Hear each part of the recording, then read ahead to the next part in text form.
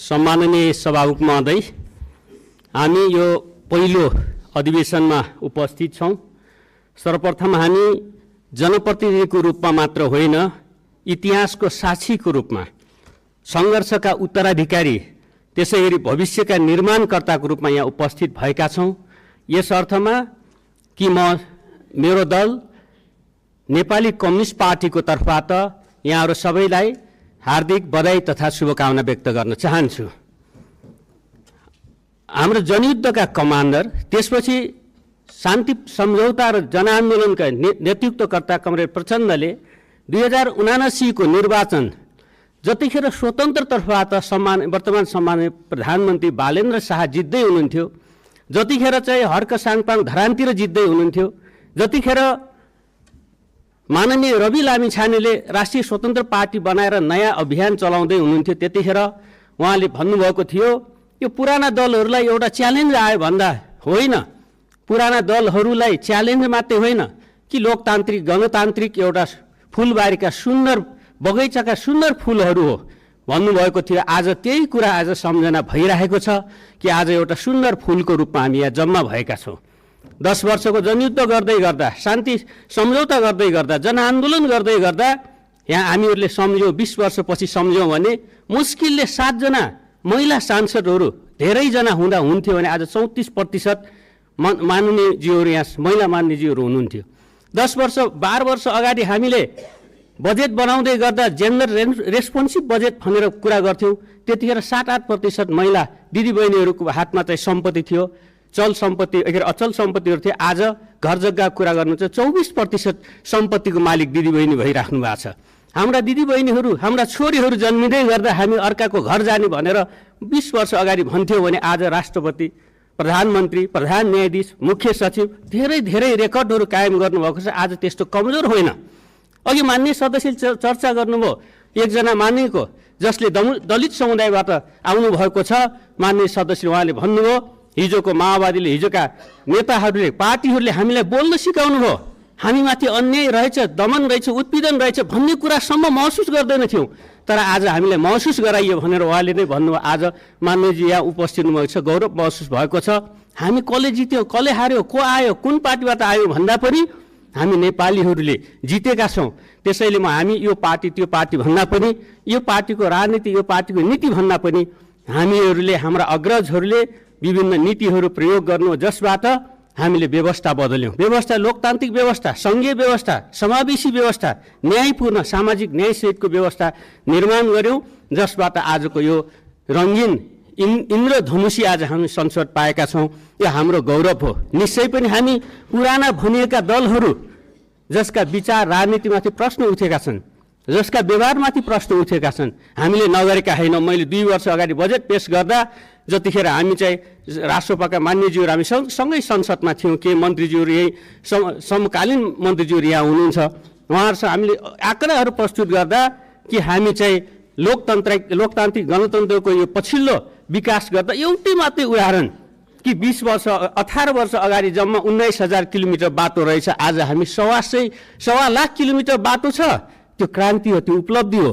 अरू धेरै पूर्वाधारहरू कुरा गरौँ, धेरै कुराहरू विद्युतीकरण अरूहरू, तर आज नवयुवाहरूले चाहिँ भदौ 23-24 कुरामा आउँदा त्यो कुरा स्वीकार गरे। नवयुवाहरूले यो कुरा हामीले स्वीकार्नुपर्छ र प्रश्न उठाए। यस प्रकारको विकासले मात्रै पुगेन, यस प्रकार गतिले पुगेन, यस प्रकारको शासन सुशासनले पुगेन भनेर त्यो एउटा सडकमै विद्रोह गरेको अवस्था हो।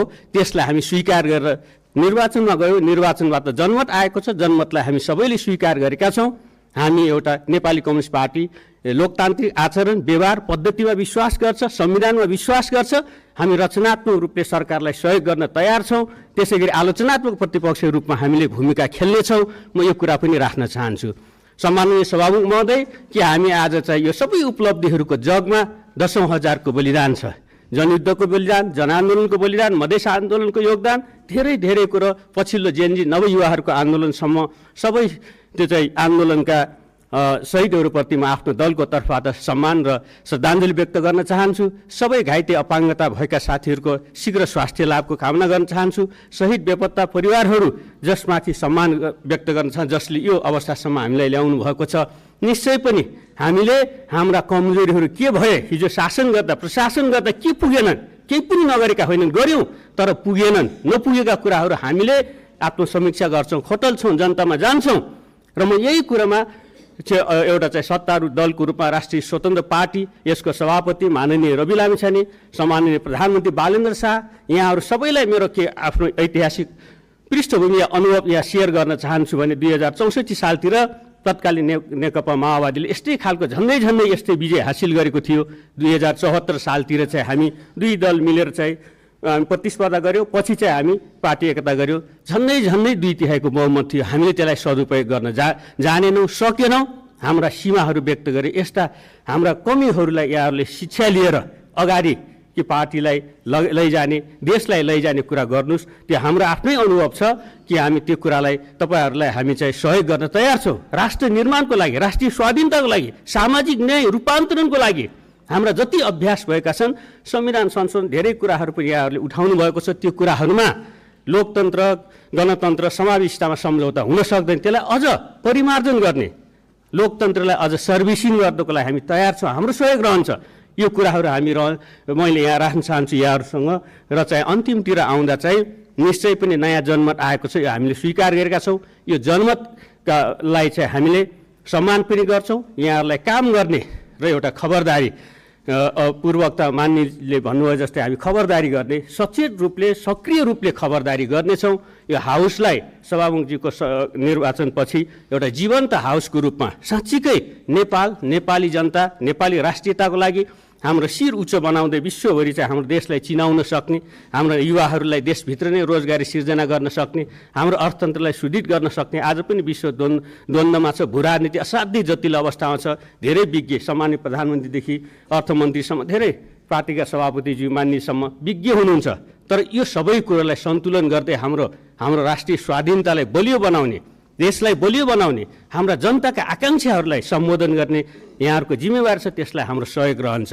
र हिजोका उपलब्धिहरू मात्रै होइनन्, हिजोका दायित्वहरू पनि छन्। कयौँ कारणले पुरा नभएका शान्ति सम्झौता, त्यसपछिका चाहिँ सङ्क्रमणकालीन न्यायका विषयहरू छन्। त्यसमा पनि अवश्य पनि सरकारले स्वामित्व लिनेछ, किनभने कुनै पार्टी विशेषको होइन, परिवर्तनका लागि भएका आन्दोलनहरूका दायित्वहरू छन्। लगायतका कुराहरूमा हामी सहकार्य गर्न तयार छौँ। निश्चय पनि हामी कसैले अहङ्कार या कसैले लघुताभास गर्न जरुरी छैन। हाम्रा आफ्ना विचार छन्, सिद्धान्त छन्, हामीले आफ्ना विचार सिद्धान्तहरू राख्ने हो। तर देश जनतालाई केन्द्रमा राखेर त्यसमा चाहिँ हामी सहकार्य गर्न हामी चाहिँ तयार छौँ। यति कुराहरू राख्दै फेरि पनि हामी सबै मान्यज्यूहरूप्रति